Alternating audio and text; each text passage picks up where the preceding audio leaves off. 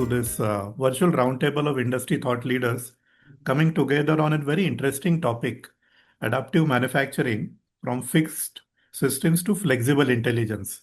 As we know that the automotive industry, manufacturing industry as such in general and automotive industry in particular is going through a transformation which wasn't seen in many years, and the kind of rapid pace at which the changes are happening in terms of regulation, in terms of the impact of various technologies, the emissions, the multi-fuel mix, the kind of flexibility required in automotive and auto component manufacturing is increasing day by day. And there are technologies which are addressing these challenges.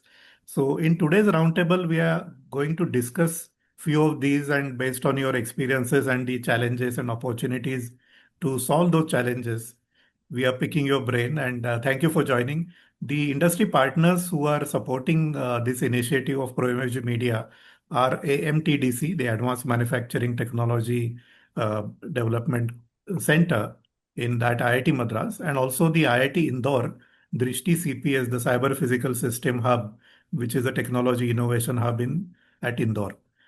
And I thank Mowito team for partnering with ProMFG Media. So we are a publishing media and consulting organization focused on manufacturing industry. So besides automotive sector, we also curate such knowledge sharing sessions in person or virtual in variety of other manufacturing industries, sectors, be it discrete or process or hybrid manufacturing. And what we will do quickly is a round of self-introductions so that we know each other, we get to know each other. Of course, many of us have interacted before and we know individually each other well. But for the collective other people to know us, so my name is Manish Kulkarni and I am one of the co-founders and directors of ProMFG Media. I'm an electrical engineer by education and having worked in the industry for over 3.5 decades in various capacities, again in manufacturing industry, in project sales, strategy, consulting, and now with publishing media and consulting again. So I hand it over to Nakulji to introduce himself. Yeah. So I'm having almost half the year of experience of yours, Manishan. I have given almost 18 plus years to this organization, automotive sector, and worked with several organizations like Gabriel, GK Drivelines. Now I am working with Somic right now.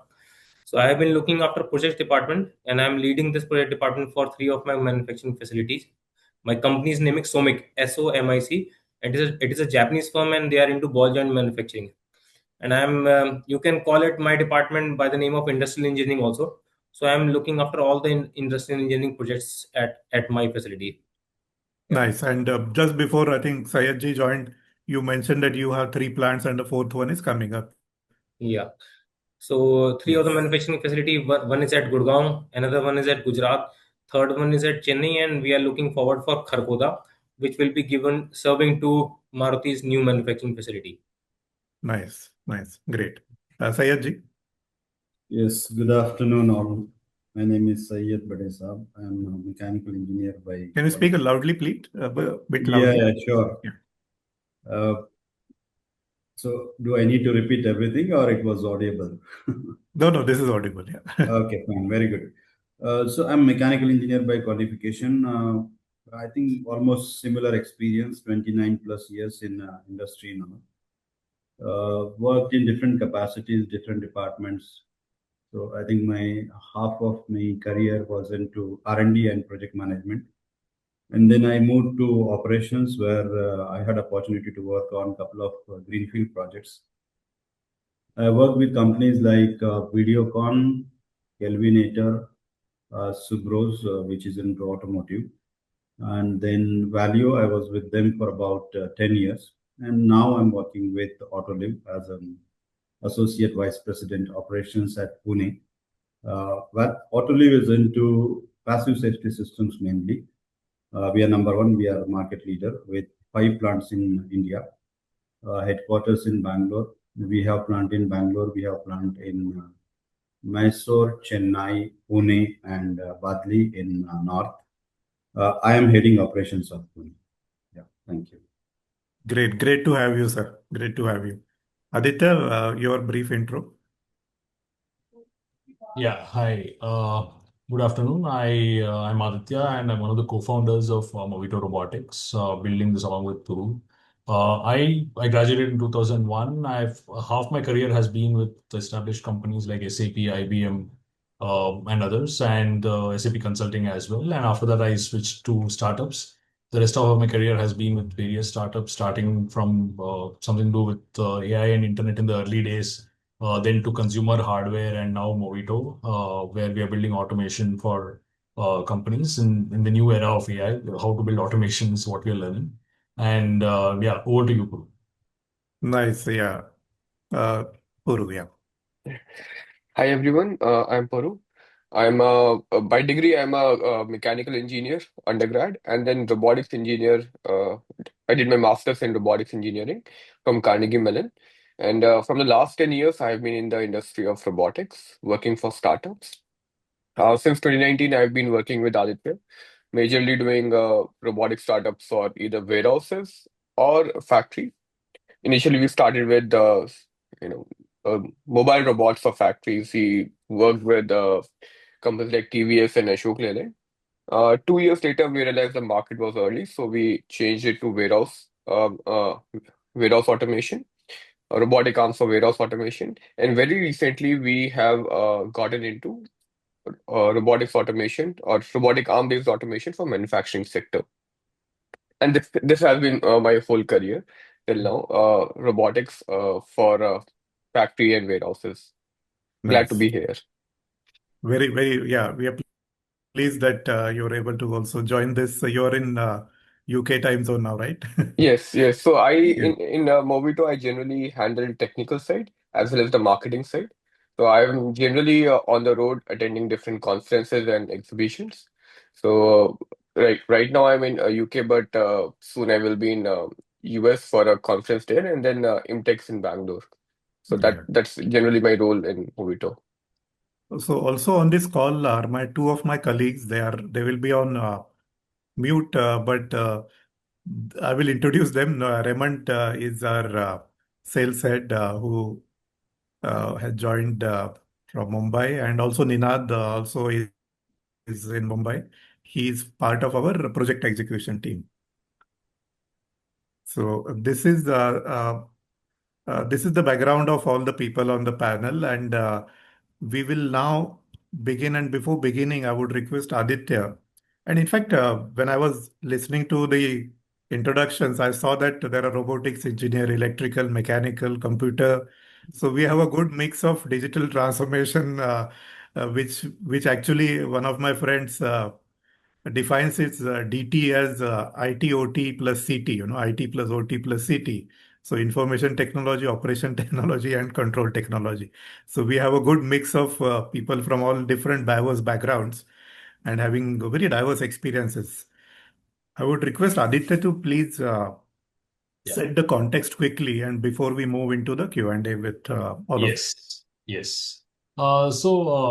Yeah, thank you for joining, making the time to be a part of this roundtable, Mr. Nakul and Mr. Syed. So the context is that Puru and myself are building Mowito Robotics, essentially anchoring our startup around physical AI, which is basically how do we bring AI to robots today and how to make robots smarter than what they've been doing so far. Like, so robots are being used in manufacturing for a few decades now, but now they are actually growing in intelligence by leaps and bounds.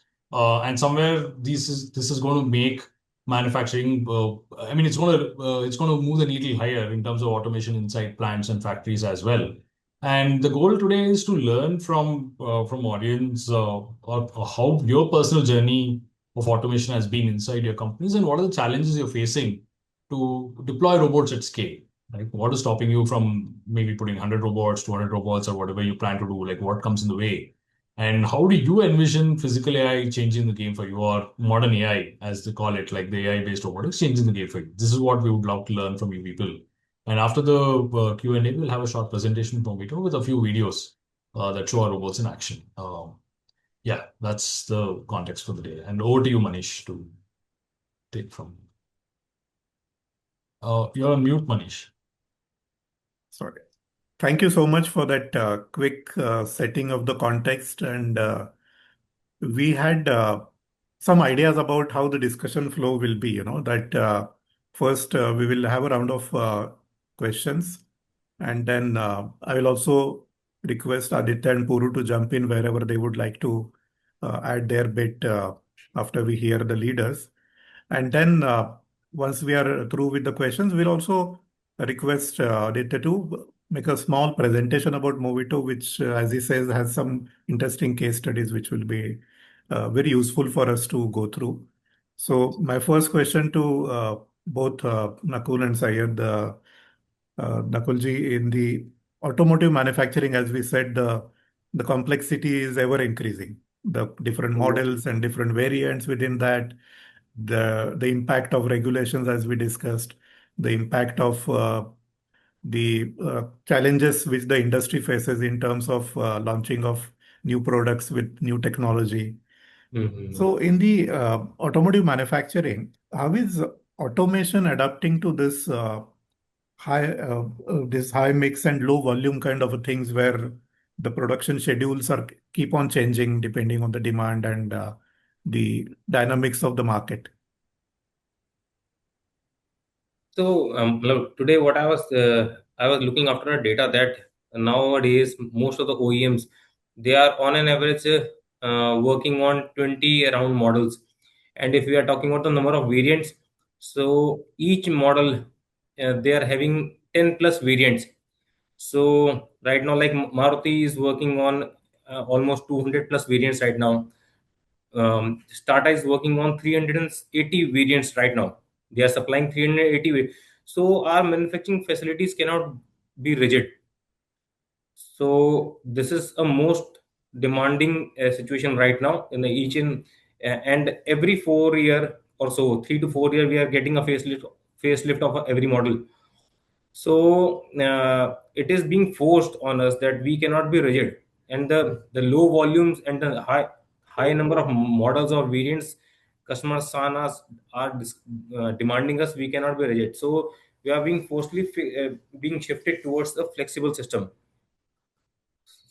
So it is a Absolutely. need. Yeah, it is a need for the requirement right now. Absolutely. And the kind of numbers what you mentioned are mind-boggling because Yes. these many complexities and the parts and in terms of the fuel mix also is there. Some Yeah. are EVs and some are a hybrid and some are fossil fuel based. Mhm. Sayedji, in your experience, how is your perspective on this question, please?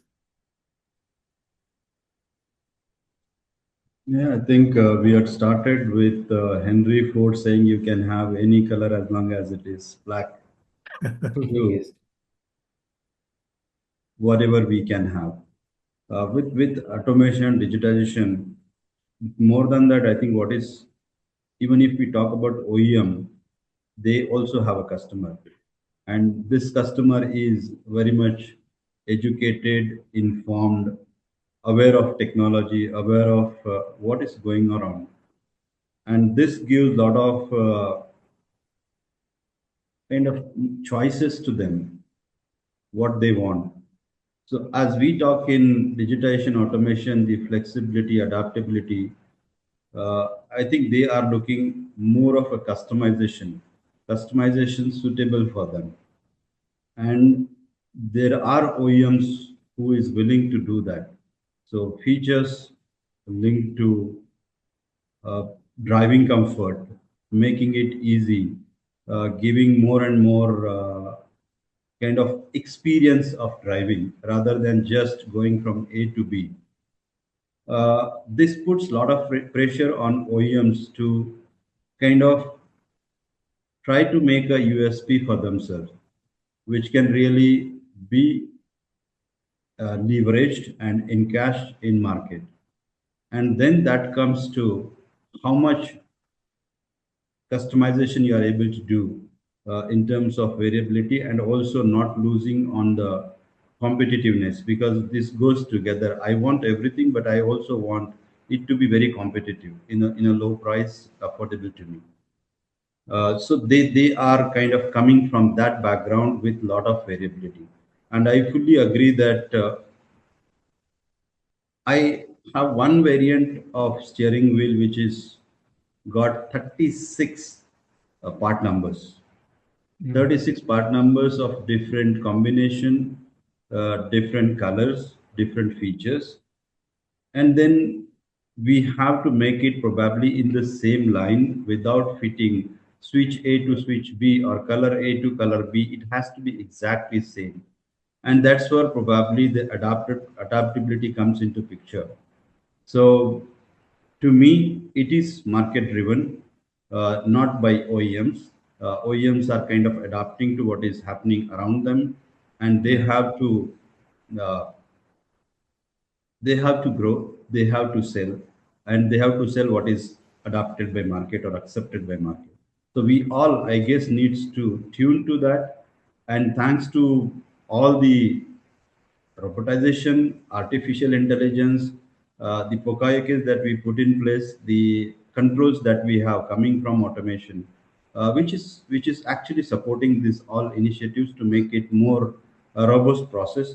Of course, it has its own complexity which comes in. Probably we will discuss that in coming questions. Yeah, thank you. Absolutely. Yeah, yeah. In fact, you said it right that the new technologies are enabling the manufacturers to meet these complexities. But Sayed ji, where are the in the current production systems of tier one organizations like yours or in the automotive industry? Where are the biggest gaps in terms of to meet this flexibility, Mhm. which needs solutions actually, which needs to be resolved or which needs to be filled up? So my question will be more on the automotive side and automotive component manufacturing side in this case. So Yeah, we spoke about main challenges linked to variability, linked to demand fluctuations. And demand fluctuations, of course, comes from the competitive scenarios, comes from the policy, and we have seen that recently when GST reform happened.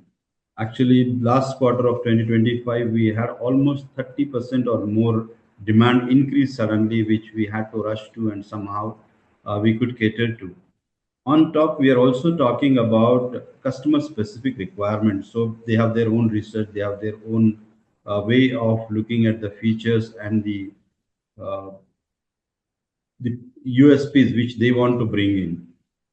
And for me, the flexibility, I think, is more of we are able to produce multiple variants, multiple part numbers of this either same product family or let's say similar looking product families on the same machine or same line. And I see the biggest gap in the flexibility is not the technology itself, I think, but it is a little beyond this actually. Mhm. Uh, for example, the way we design the lines at the moment, at least in the auto component industry and system industry, we look at the stable volume which is specified by customer.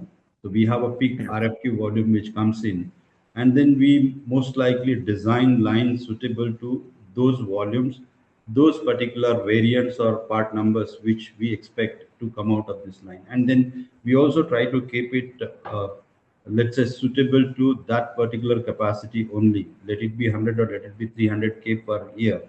We try to make it in a way that it is suitable to that particular volume. So the major gap for me is coming on. First is the hard side. Hard side is, for example, the fixtures that we design for a machine. They are suitable for those particular product family or particular part numbers. The Pokaya case that we put depends on the CTQs which is required by that particular customer for that particular part number. The conveyors, for example, taking parts from machine A to machine B and so on, they are also kind of designed specific to those components and not very flexible. And any changeover, for example, if we take, will have necessarily has to go through a changeover time. And if it is a conveyor, probably you need to clean up the conveyor also. Uh, so this is one thing I see as a major gap. That means the hard things that we make probably are not very flexible, Can they be done flexible? Probably yes, but at the moment this is the gap. A second thing I see is lot of dependency on specialists when it comes to, let's say, automation or digitization or use of robotics. And I was hearing one case in Tesla Nevada factory. I mean, they had gone to the extreme condition of robotization, I guess. And we, as a value, we were supplier there, and we were seeing every day this robot is not working, that robot is not working, and then probably the maintenance engineers or industrial engineering engineers may not have that competency to fix the issues. That means there were a lot of dependency on the specialist who knows hard and soft part of the robots. This is one example I'm taking from Tesla Nevada factory. Third thing, and again, it is extension of second point is I think the associates, operators, production teams are not really equipped to handle fully this automation robotization, and this is they are more kind of trained to adapt and use, but can they really troubleshoot? Can they really make it adaptable for part A to part B or part C or 10 more parts? Probably not. They again go back and they look at the industrial engineering team or maintenance team. And if these guys are also not able to do, then you go back and you refer to the robot manufacturers that, okay, I have this problem. Can you please help and come and set this right? So this kind of one, two, three things which I mentioned, I think are the major challenges from manufacturing side at the moment. Can they be fixed? I think yes. How? Let us see. Yeah. Thank you. Teji, yeah, very nicely said. And the first 2 points you made are very pertinent in terms of the rigidity of the system design itself. And the Mhm. second point you mentioned is about the technology needing specialists to operate or change Mhm. or modify the settings is something which is one of the top two challenges, what you said. Nakulji, I will request you to share your views on this, and then we will hear from Aditya because he also has been working with the industry globally as well as locally. So we would also hear from his experiences. Nakulji. Thank you, Manishan. So, actually, this flexibility has to be brought to our existing setup, and our existing setup is not the new one. So, whenever we are going for any these kind of flexibility or automation, we have to work on our existing machines, and those existing machines are not that you this flexible friendly. So these machine may be of some old technologies. They might be hydraulics. The fixtures might be very large, very heavy, or you can say if we have to change from one model to another model, we may have to do multiple setups. So if we have to buy a new machine, then I may thought of many automations. But if we have to do automation in an existing setup, existing plant, then that is the main challenge. So that itself brings a huge capital investment, or many times the vendors also are not interested in doing such type of rework. In They don't want to put their hand in this old machines or old setup. So this is a challenge, one of the challenge which we faces. Then if we somehow technically we manages to introduce one model to an existing setup, then there are numerous quality challenges, that there are part mix-ups. Then we have to cater that also. For that kind of part mix-up, we have to install many poke and most of the time we faces challenge in whatever vision facilities or technologies which we are getting right now.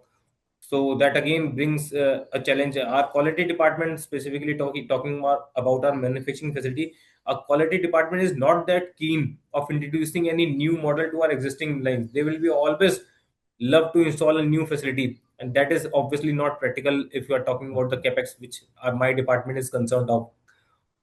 Then the hard fixtures, big fixtures, That is again one of the challenge.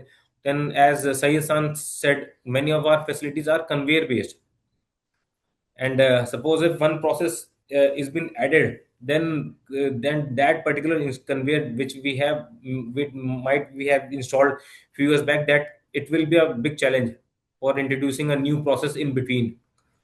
So again, and many times whatever programming we are doing in any PLC based machine or any FANUC based machine, that programming is being done manually till now.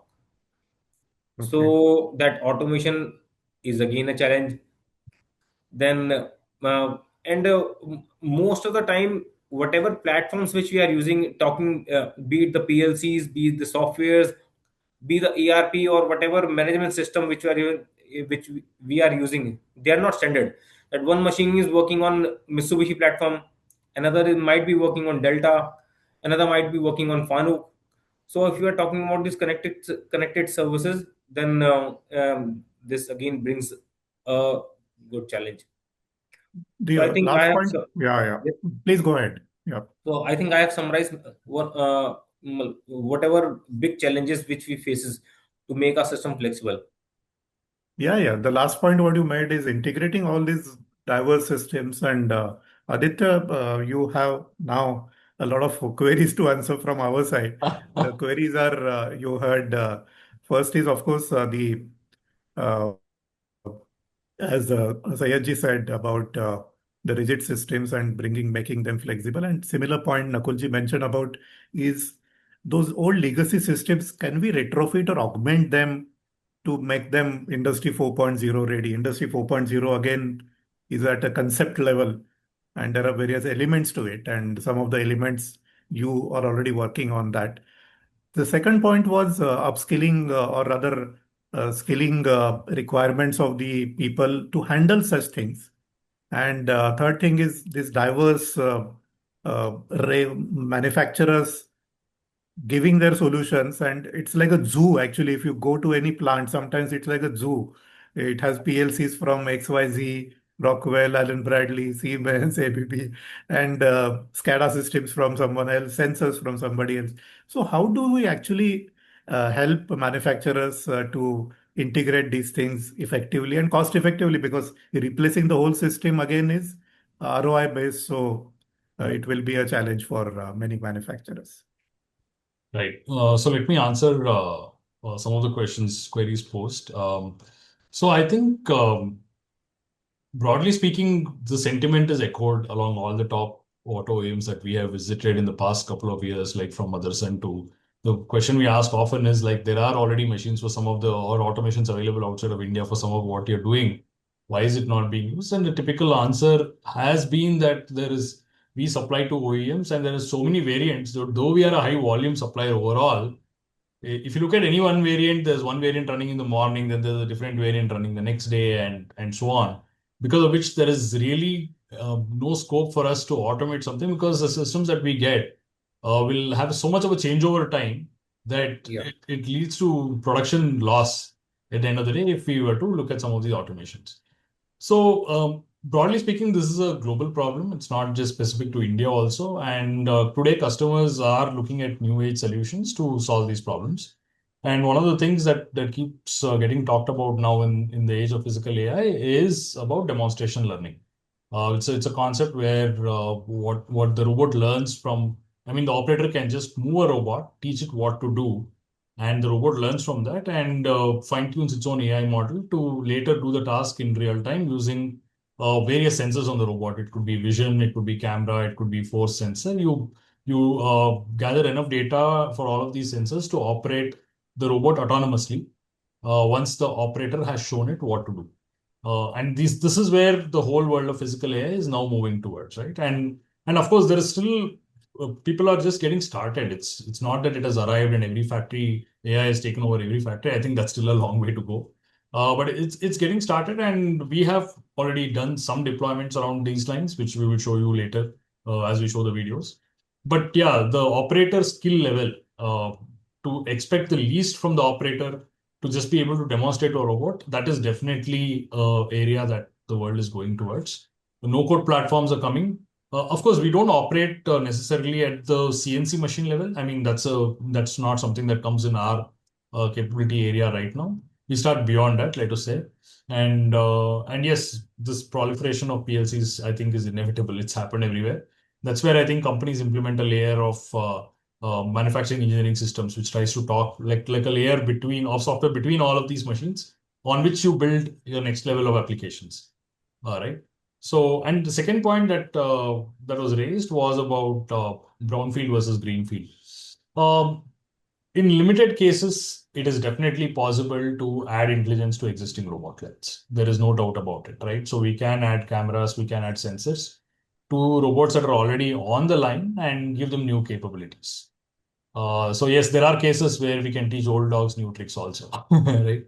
So it is possible, but it may not always be the case. It depends on the application. I think there is a bit of I have to put a caveat here, saying based on what the robot is doing, we can definitely look at, okay, is this possible to make this robot handle multiple variants by giving it a pair of eyes and maybe a set of fingers. So that they definitely can be evaluated, and it has we have done such cases. There is no doubt about it. So there is that possibility is there.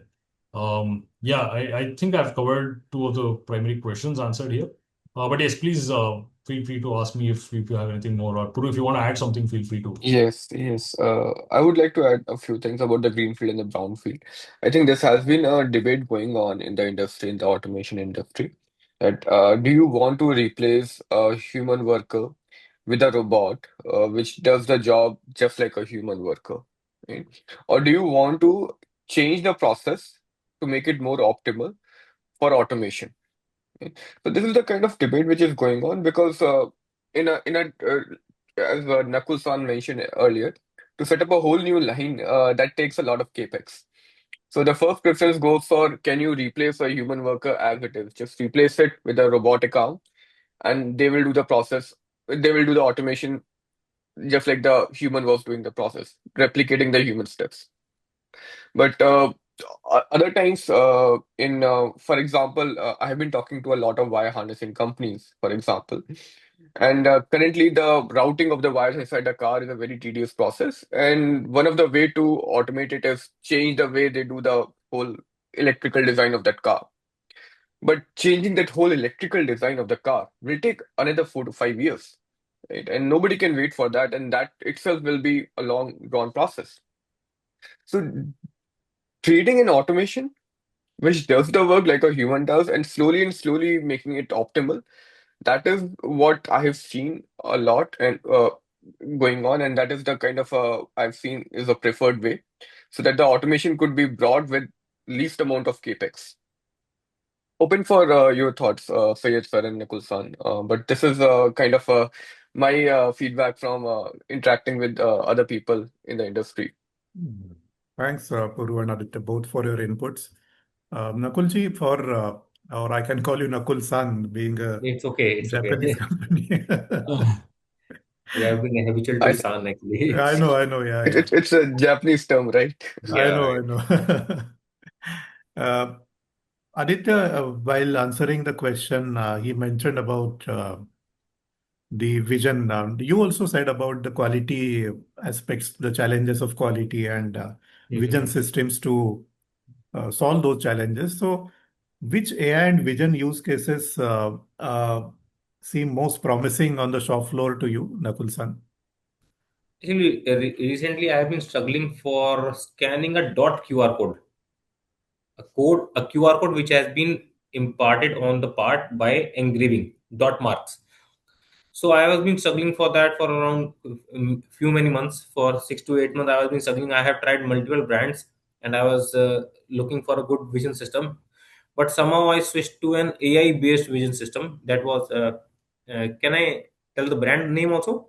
Yeah, please. Yeah, Yeah, please. it was a Kane's QR code scanner, and that was basically an AI based QR code scanner.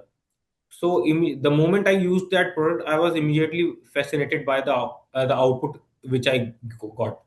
So it was altogether solving my problem. Earlier, I did multiple experiments with n number of brands, and none of the brand gave me that promising solution. But the moment I switched to this AI based QR code scanner, the results were 100%. And I was in the back of the mind, I was prepared that I will not get 100% solution, and I was ready for some percentage of ppm from that particular scanner. But the moment I switched to the scan scanner, and the result was amazing.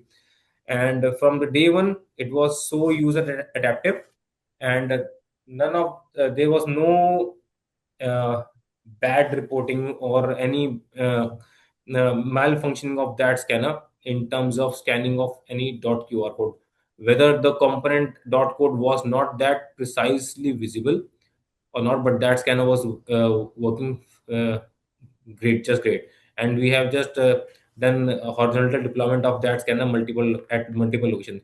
So, and recently also we are developing some application from by one of our vendor. That vendor is also telling me this in same manner, that the camera will not be a constraint. We will use all the AI data, and rather than sitting on your application and collecting data and teaching the camera vision system, we will just collect the data available on the internet, and we will teach you in one shot. So the moment you put that vision system in production, in if from the first hour, that vision system will perform perfectly fine. So no need for teaching that vision system for n number of days for collecting the data. So my personal experience for last Okay. 1 year, it is great in terms of AI based vision system. Okay. Interesting. Sayedji, would you like to add? Yeah, one of the use case which we are currently working on is, so in there are two metal strips, like one around 1 millimeter, which is punched together, and this punch is forming a small cup shape which is about 2 millimeter, with a tolerance of, let's say, zero point 0.2 or so. So we tried looking at different options, uh, and the requirement here is mainly on the quality part of it, to see that the shape is proper, the depth is okay, and within tolerance. We tried multiple camera with AI options, and so far what we could get is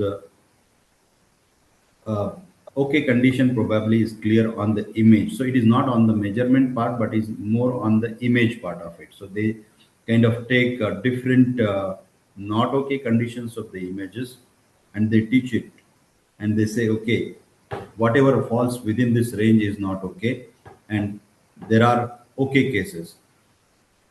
So the challenging part for me is it really a robust system which will ensure the shape is okay, depth is okay, within tolerance, and no quality issue? So far, I did not get this solution. We are still trying different options of, let's say, when I want 2 millimeters, so I'll do 1.9, I'll do 1.8, and I'll do 1.5, and I'll teach all of them as not okay conditions. And I'll say 2 or 2.2 is okay conditions. So it is still the kind of work in progress. We will see whether we'll be able to succeed. Oh, okay. Aditya, quick comment from you.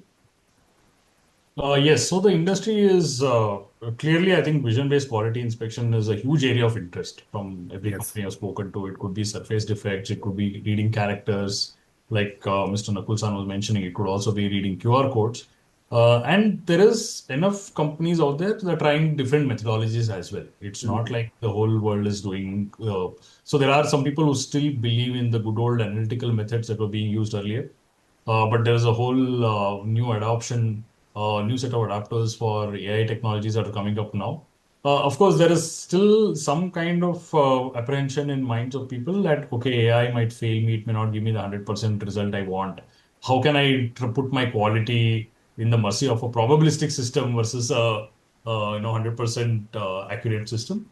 But from what I see, those things will sooner or later become very redundant questions, and there'll be much wider adoption of AI as more and more open source models come out, as more and more people begin to gather and train models with more and more data that they have from their plants. That the data problem will solve this whole thing about apprehensions going away, right? So it will become more and more robust over time.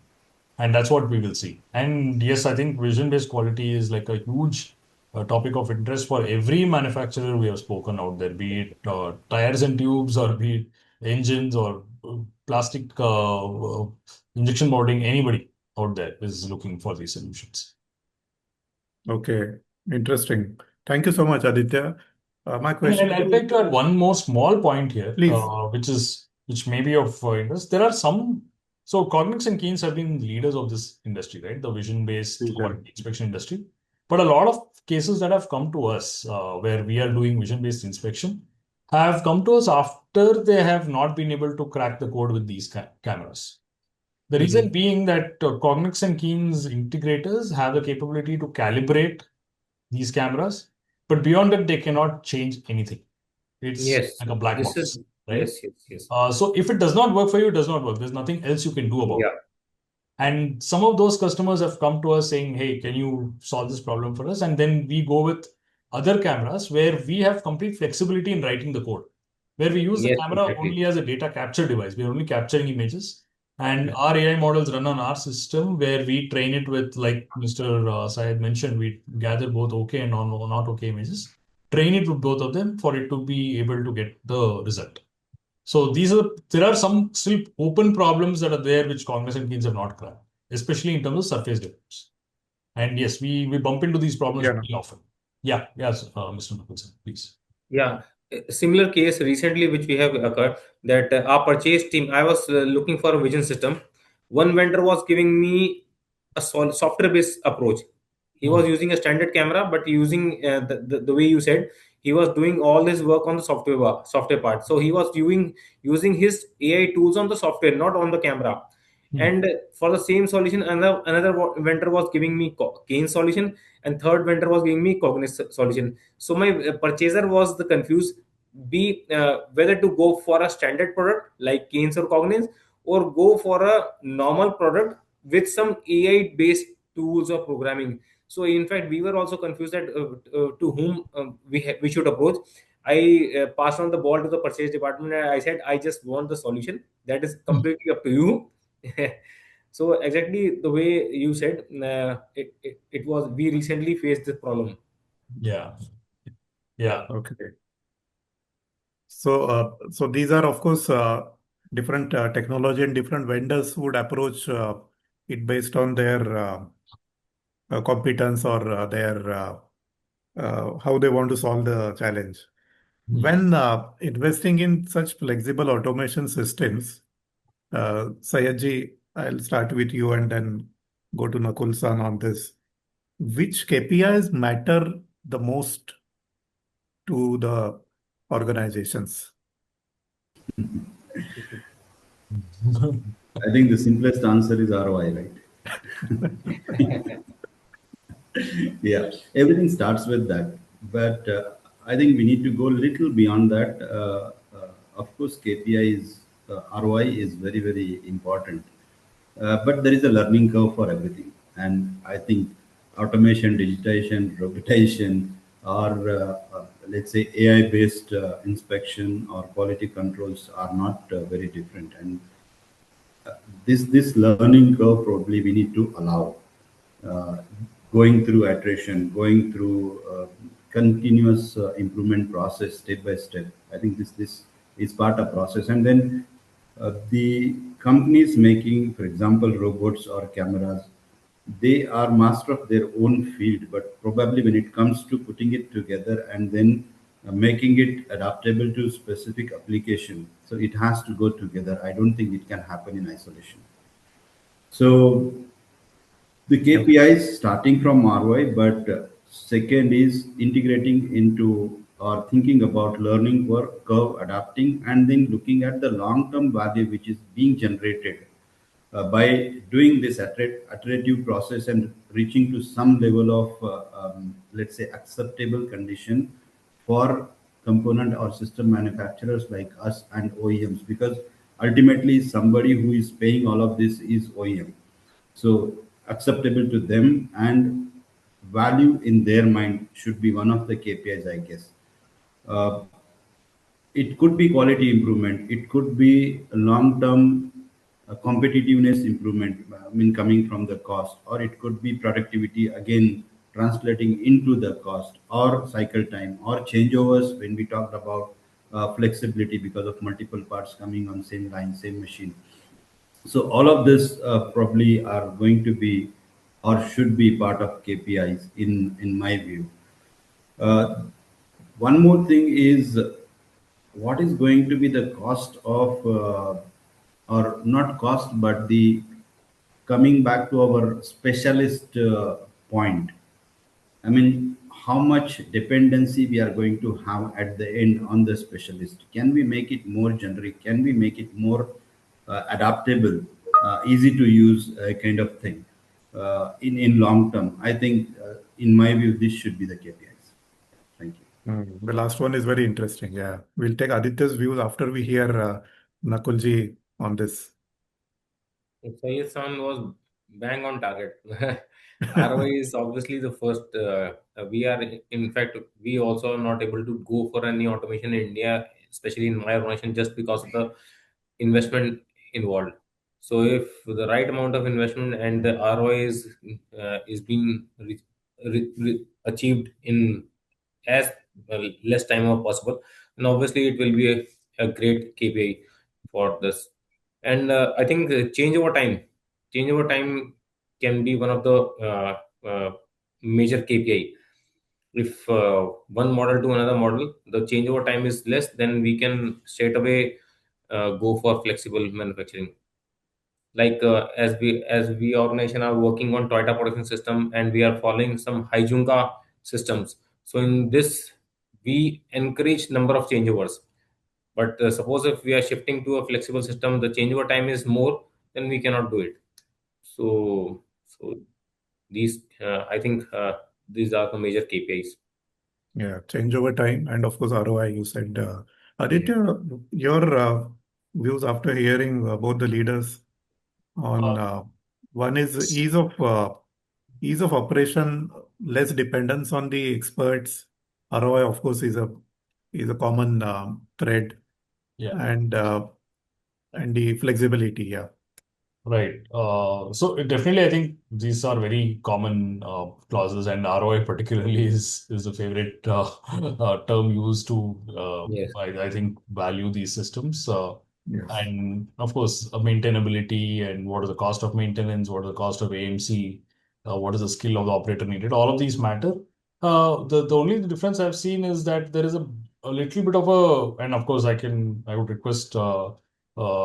Mr. Syed and Mr. Nakul to add to what I'm saying here.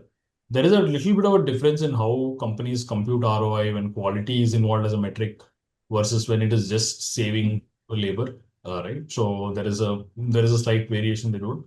And I also find a slight variation based on what is the skill of the operator you're actually replacing, right? So Mhm. that also plays a role because in some cases, particularly for example, a simple example would be welding, where to do consistent welds for a whole day itself is a hard task. So that's actually what made welding robots very popular. In fact, no, I don't think there's any large component manufacturer today who does manual welding anymore. Everybody has moved to robots entirely because there's no other way to get that kind of consistency and quality over a shift uh, if you're doing it manually. So I guess there is more openness to pay on those lines for those kind of tasks versus where quality does not impact over a shift being done by an operator, and the skill of the operator is not high. So this is what I have seen too. And yeah, I mean, happy to hear from you on that. Yes. Any comments on what Aditya said, Nakulji? Yeah, he's fine. He's okay. Yes. Thank you. Yeah. Sayedji, any comment? Yeah, I agree. I think. Okay, interesting. Aditya, since we are at 4:52 now, Mhm. and we would need time to have a presentation. Yeah. So, do you have any other question to the panelist? Have we missed out on any important point? No, I guess we have broadly covered Yeah, topics of interest to everybody. yes. Yeah, that's So maybe what we will do is we will allow you to make a presentation, and you can share your screen. And then after the presentation, if Sayedji and Nakul-san, if they have any questions, we can pause there. Definitely. Definitely. Yeah. Just one second.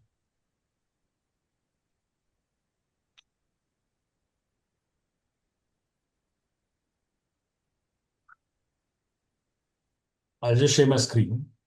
Please do so. Yeah. Is this visible to everybody? So I think it's going to, some of it is going to be very similar to what we already heard. We are building Mowito, which is essentially a physical AI and robotics company where when I talk about physical AI, it's basically teaching a robot by demonstration and then the robot being controlled autonomously by vision and tactile sensing to complete a particular task without any human intervention after the teaching is done. And then scaling this to different manufacturing tasks that are most common, which is assembly, which is inspection, wire harnessing, and these are the tasks that we focus on in terms of our focus areas for automation itself. Pru and myself are the co-founders with rich experience both in robotics and outside of robotics. We already gave a brief introduction. Safar heads our engineering. He's from IIT Madras and has been building robots all through his graduate journey and even beyond that. Uh, Clearly, we are in the era of physical AI now, right? So AI started with text, it's text-based systems, and then it went on to video, and now then came agentic AI. And today, everybody is talking about physical AI, which is self-driving cars. It could be drones. It could be a lot of other things. And the number of companies focusing on this area is so many now, right? Like there's physical intelligence, skilled AI, Tesla, and a lot of other companies which are trying to crack the code on how we make robots come into the real world. How does it differ from what has been known as traditional automation? Like we already spoke, traditional automation had the standard set of components, and then it would ride on traditional Vision AI software from one of the key players like Cognix or Keynes. On top of this, an integrator would have to write custom software for the task. So let us say you're trying to do an application. The Cognix or Keynes cameras would give you a particular coordinate. It could be your XY coordinate or something like that, which was used then by the task-specific software to accomplish the application. But what happens is that very frequently there's a change in design of the part. Now, this whole task-specific software has to be rewritten whenever there's a change in the environment, change in the design of the part, whatever it is. Which means that your dependency on that specialist will never go away. You have to keep calling him back whenever there's any change in the line. Right? And this is what our AI is going to replace. So the whole goal of Mowito's AI and AI in general is how do we replace both this traditional Vision AI software and custom task-specific software with an AI layer, which can work something like this, where on the left side, what you're seeing is how the system is trained. So if you can see, the operator is training that square peg to go into that hole. Now he shows it, he demonstrates it multiple times, and as the demonstrations happen, the robot is recording data from the camera, it's recording data from the joints of the robot itself, it's recording all of that to fine-tune itself to accomplish the same task autonomously. And if you see on the right side, that's how a deployment will look, where even if the part is coming in a different position or orientation, if there is changes in the lighting, the robot can adapt on the fly to succeed in the same task. And that's the key here. So it's the goal is clear. It has to put that peg in that hole. And it's going to follow the part, track the part, and continuously, and then do the exact same thing, no matter how the part is placed. This kind of is the baseline for what we should be seeing as automation even in companies. This is what we are heading towards. Right? And how does it matter? Like this is a real world use case of the technology I just showed you. On the left, you see a traditional inspection line, right? Like the chassis is coming and it's in a fixed position. And then the robots are doing what they have to do. They're going inside, clicking multiple images and coming out. But even if there's a slightest change in the position of the chassis or the design of chassis, there's a lot that has to be redone here, right? Like you have to reprogram the trajectory of every robot on the line and all of that. On the right, what you see is an inspection system we have deployed at Denso, which is Denso is one of the anchor customers for us. We have done multiple deployments for them. This is in their alternator line in Noida. where multiple alternator variants are manufactured and they all use the same line. The thing is, upstream, these parts are being put on the conveyor by an operator, a human operator, and there's no jig or fixture, as you can see, because of which there's always a slight change in orientation of the part. But our robot can adapt to it. We track the part, we align, we then click images for inspection and do the inspection. We are handling around 6 different variants that all go on the same line. But this is the only hardware setup they have. And tomorrow, if they were to add a new variant, it's just a change in the software layer. They don't have to really change anything at all in the hardware. It's a cobot plus camera setup that they have. Any new variant can be added, and it's any new check. You can also extend the number of checks you're doing with the same system. So this is what the change can mean for using physical AI. And it's not just inspection that we're looking at. Inspection is, of course, one of the common problems. Like I said, everybody is interested in inspection. But we are extending the system now to even to cases where where the robot has to interact with the part. I'll show you a clearer video of what you're seeing here in the middle. It's a case for inspection where we are actually, assembly, where we're actually putting the regulator on the alternator while the alternator is in motion on the line. And the third one that you're seeing here is actually a machine tending use case with a mobile robot. It's not a static robotic arm that is placing the part, it's a mobile robot. Of course, I'll show you the next set of videos in the larger playground. And of course, if you look at where we stand versus where the other companies are, it's not like we are alone. Right? So on the left, you see the traditional companies. They are not interfacing with the robot like how a new age company like ours is doing. All right, this is a Cognizant, Keynes, and MakeMind. They provide the coordinate, they provide the vision, but then it's for somebody else to write the layer that interfaces with the robot. On the right, you find companies like Mowito, which are focused on AI, particularly for manufacturing, where we have taken up a small set of use cases, which is inspection, assembly, wire harnessing, and so on. And we are only focusing on gathering data and making robots smarter to achieve these particular use cases. Below on the second half, below what you see is companies that are focused on a generic layer of intelligence. The problem with this approach, what we have seen is the success rate is much lower. For example, Gemini and physical AI, they all want to do laundry, they want to do utensils, they want to crack every problem under the sun. But what happens when you focus on such a wide set of use cases is you probably get 80% success rate, which is not enough. But wherever Mowito is deployed, we are looking at 100% success rate, but for a small set of use cases. And that's been our focus. We have over 20 deployments. Some of them are still ongoing. Foxconn, where the iPhone is assembled in Bangalore, we have sold a system to them through VBDN. Denso, we have done multiple deployments both in Manesar and in Noida. We have Tweezerman is a German company. They make tweezers for the beauty industry and they're based out of Pondicherry. We have deployed an inspection system for them. Pragati and Prerna are both Bangalore-based machine tool manufacturers. Indomim, of course, is a tier 1 supplier. They supply to Bosch also for oxygen sensors. We are doing an inspection system for them for ceramic parts. Again, like I said before, Cognizant keys don't always work, and this is one of those use cases where they had hairline cracks in ceramic parts that need to be detected. And when those systems didn't work, they came to us to solve it for them. And in many cases, what we've seen is when you can move away from an inspection that requires a conveyor to stop to a system where the conveyor can keep moving, like what we showed for the alternator, there is an increase in throughput. In Denso's case, we've seen over 17% increase in productivity because we didn't have to stop the conveyor anymore. And of course, these systems also come with a reduction in both installation time and infrastructure cost. Installation time, because now you're doing away with jigs and fixtures, which is a large cost and a large component of where the time goes as well. And the operator himself can teach the robot new tasks.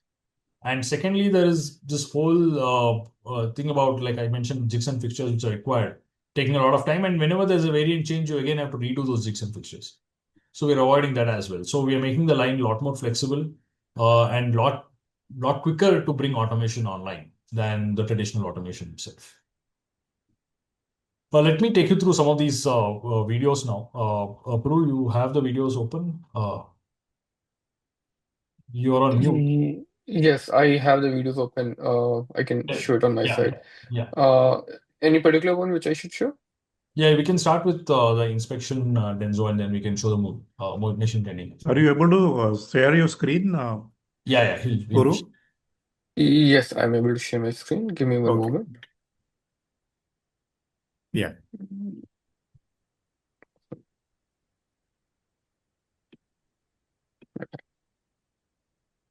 Yes, the inspection one, right?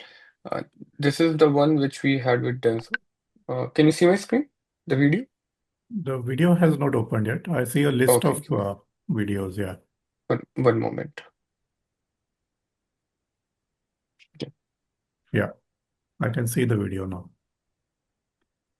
So this was of course, we could not record the video from the actual factory. So this was the trial phase when they were testing out a product in their sandbox, where they created something similar to what was present in the actual line. Here, the alternator is kept on the conveyor. It could be kept in any position and orientation, and it is moving. And the inspection's job was to take the picture of the homologation code, my bad. Take the picture of the homologation code and tell whether it's defective or okay, right, by looking at the scratches or any kind of surface defects. Right. The caveat here was this is the variant one of the alternator. There were 9 different variants. All had the homologation code at different side, different location, and all had the different shape. So they could be kept in any position, orientation, in any shape. Homologation could be present at any side. Right? Now we know which variant was being inspected, right? But if you put a fixed camera, then you have to keep changing the position of the camera based on which variant is being made during that time. 9 variants mean 9 different cameras, which definitely was not feasible. And this is where they approached Mowito, and Mowito brought this solution. One interesting thing is, uh, although operator will broadly keep it in the same orientation, still there could be a change in 10 to 15 degrees, and there will be lights from the top, which will be creating a glare on the homologation code. So how do you point the camera such that there is no glare? Right? This is the learning which our model had to understand. That hey, the picture which it is taking should not be blurred, should not have glare. And then once the picture is taken, then you have your typical inspection system which will tell whether the code in the picture is defective or okay. Right? So this is what we brought to the table. Right? And it has been running since more than a year now without any issues. I mean, the issues are there with the hardware, which we got it changed, but no issue with the software, no issue with the deployment. Right. Now, going back, give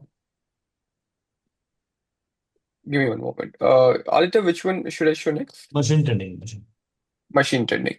Give me one moment.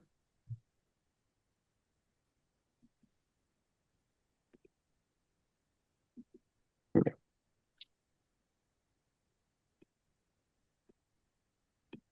Yeah. Now, this is the line in which the mobile robot was brought by a company called Peppermint. Robotic arm is from Universal Robots. They had to pick apart, put it into 2 different kinds of CNC machine. Those CNC machines were actually not made for automation. So there are 2 different kinds of CNC machines. The one made for automation have a different kind of chuck. These machines were not made for automation. That is where the typical mobile machine tending solutions are not working for them. Right. Mowito came, Mowito automated it, right, with the standard hardware which our customer preferred. They preferred this kind of AMR, they preferred this kind of Universal Robots robota. We put our computer on it, running our software, we put our camera, and that's it. Right? And it was able to automate it. Now, interesting part here is uh, the AMR, the mobile robot, had its own set of errors. So it was not stopping at the same exact location all the time. It had an error of 10 to 15 centimeters. Right? Even with vision, even if you put the camera will also have some 2 to 3 of errors because of the resolution of the camera.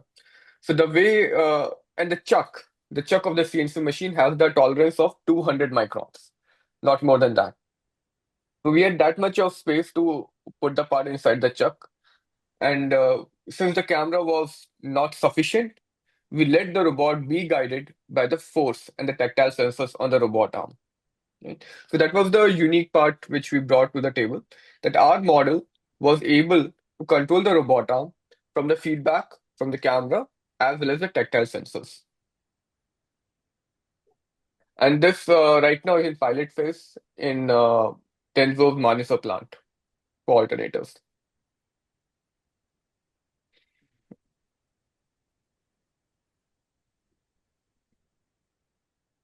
Uh, I'll share the two-part assembly there.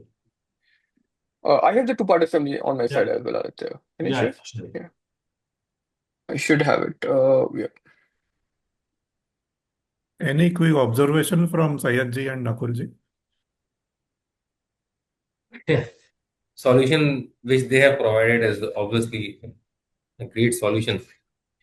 And in fact, whatever issues, as Kurusan said, in the location where these robo is moving on wheel, and always it will not be precise on the stopping in the start position, and still that camera and then pick and place solution is working so precisely. So that is great. And obviously, our type of industry would like to introduce these kind of solutions, but provided Yeah. that first first KPIs, which Sayyisan said, are wise. So one interesting thing, sir, about this is that we do not use the CAD models. Right? So in our coincidentally, the customers which we have served, the problems which we have solved, they did not have the CAD model of the part which we were making, right? Because this part was in the middle of the process. It was neither the raw material, it was neither the final design, final product. Right? It was somewhere in the middle, so they did not have the CAD model present. And our system was designed such that it does not need a CAD model. So, for example, even in this, the part a small regulator was picked up, it has to be placed on the alternator. We do not have the CAD model of the alternator. The alternator is moving, could be in any position in the orientation. And while it is in motion, it has to place the regulator on the top of this alternator. So this was being done. And there is, by the way, one interesting part here is there's no connectivity between the conveyor and the robot. So the robot has uh, as in no idea where the alternator is beforehand. It looks at the view and then figures out where is the alternator. So the benefit of this is you can deploy it within 2 days. Because typically if you put it on a line, you have to connect the conveyor's encoder to the robot arm, so the robot arm knows what is the position of the And conveyor. integration part is not there. Integration part is not there, right? There's no integration with the PLC. I mean, the only integration you will need is to set off the alarm in case that something goes wrong, it can raise the alarm, right? But otherwise, it does not need any interaction with this Conveyor. conveyor. In fact, I'll show you one video from Chase's inspection we did for Maruti. Give me one moment.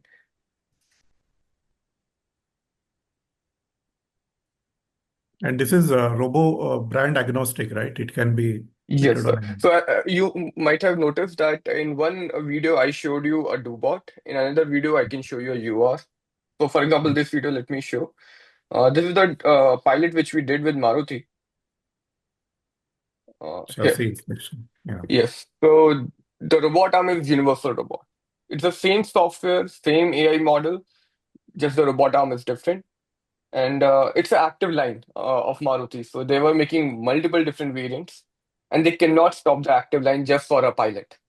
So we went there. Within 1 month, we were able to deploy it for the pilot. It was able to do the inspection of multiple different points. And that to deploy this, there was nothing interrupted. The line was never stopped. Right. So we had no interaction with the line, no interaction with any other PLC. It was just working out of the box. Of course, if you have to raise the alarm or stop the conveyor for in case any defect happens, for that you need a connection, but not for the deployment, not for testing, not for the pilot basically. One last video which I would like to show you is how we train our model. Give me one.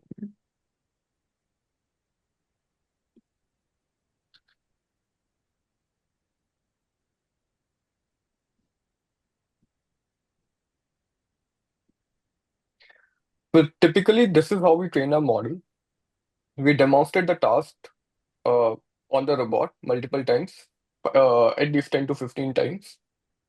The task is this: you have to put a square peg in a square hole.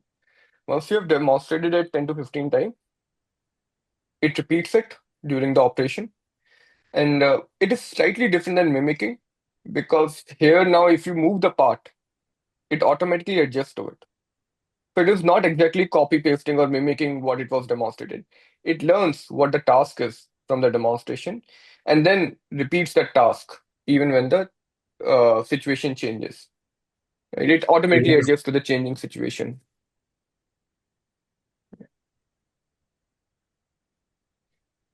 Aditya, is there any other video you would like to show? No, we're good, actually. We're good. This is interesting. Yeah. Yes. But do you have any question, Nakul sir, Sayed sir? I don't have any question. I'm keen to see this, witness this. That's it. By the way, we have a booth in Imtex. If any of your teams are coming by, please, it's Hall 4C 150. I can share the details on email also. You're a Manisa-based company? No, we are Bangalore based, but we have a presence in Manesar as well because we do so much work with Maruti and Denso. So Mm-hmm. we have presence in NCR region. Okay. Yeah. Yeah. Sayedji, There's any always one observation or or two question? Yeah. engineers present in Manasa Okay. of Mowito. Yeah. Mhm. Sayedji, any observation, comment, question to the Mowito team? No, thanks. I think all the videos are really very interesting, and I think a lot of not only thought process but also efforts in terms of putting it together, making it a kind of workable solution. I'm able to relate because I had seen this Denso alternator line multiple times, and I Okay. was actually customer for them when I was working with Subros. Oh, okay. So yeah, I was with Subros for almost 9 years actually. So Denso was my supplier, supplying HVAC motors to me. It's right. Okay. So yeah, looks very interesting. But I'm still thinking when I was looking at video, coming back to our original KPI. So I had one example when we had a cobot implemented in our Japan factory with Denso, and same thing we try to adopt, for example, in India. The payback in Japan is as good as 6 months, 7 months, and payback in India is something like 4 years. So I'm wondering, when we are going for this automation of homologation label, what kind of constraints Denso Noida factory must be having? If there are real flexibility required, and then there are multiple models of alternator coming and going on the conveyor, kept in different positions, and then robo and camera is getting kind of adjusted to quickly scan within the given time and then record that data and store that data, say whether it is legible, not legible, quality issues, whatever. So while this looks very fascinating and kind of tempting to be adopted, but then ultimately it comes back to what is the payback that uh, as a user I can foresee for this kind of applications. Okay. Concluding thoughts by Aditya. Yeah. So thanks a lot for inputs from your respective industries and what you have been through in terms of automation. I guess the broad feedback is that flexibility is a need of the hour. It's something that's important in every line today because of the number of variants that you handle, you operate with. It could be because of the overall market scenario itself, where OEMs are reacting to what customers want, which trickles down to tier one suppliers as well. The second important point that was made was ROI is still king, right? So there is nothing it's like you can't break the laws of physics. In the same Yeah. way, you cannot break the laws of economics too. And every company has to finally work within boundaries that economics is set out to be. And the third thing is, as far as automation goes, I think what people look for is beyond the ROI, of course, is how easily it can be maintained, and what is the change over time that it takes, and what is the operator skill level that's required to operate it, and will the dependency on a specialist continue beyond the implementation as well. And these were some of the key points that came out. And of course, I think Said sir made very interesting point about there is still some apprehension about AI. And I think manufacturers are slowly learning to. I think that fear is going to die over time, but right now there is some fear about, okay, can I allow AI to make decisions which otherwise a human would have made? So I think these were the broad takeaways for me. But yeah, Puru, you have anything to add here? No, nothing to add from my side. You have summarized it very well. Very well summarized, Aditya, I must say that. And I thank Nakulji and Sayedji for taking time out of their busy schedule to be with us and sharing all these insights. I thank Mowito team, Aditya and Puru, for this opportunity to partner together to bring the thought leaders and hear from them on their best practices, their challenges and opportunities to improve on the process excellence, manufacturing excellence. And I thank our industry, the supporting partners for institute partners, supporting partners for this, the AMTDC, IIT Madras, and IIT Indore Drishti CPS Foundation. And have a great evening, all of you. Thank you so much again. Thank Thank you you. very much, Thank Thank you. you. Yeah, San. thank you. Thank you, everyone. Same Thank to you. you. Bye bye. Thank you.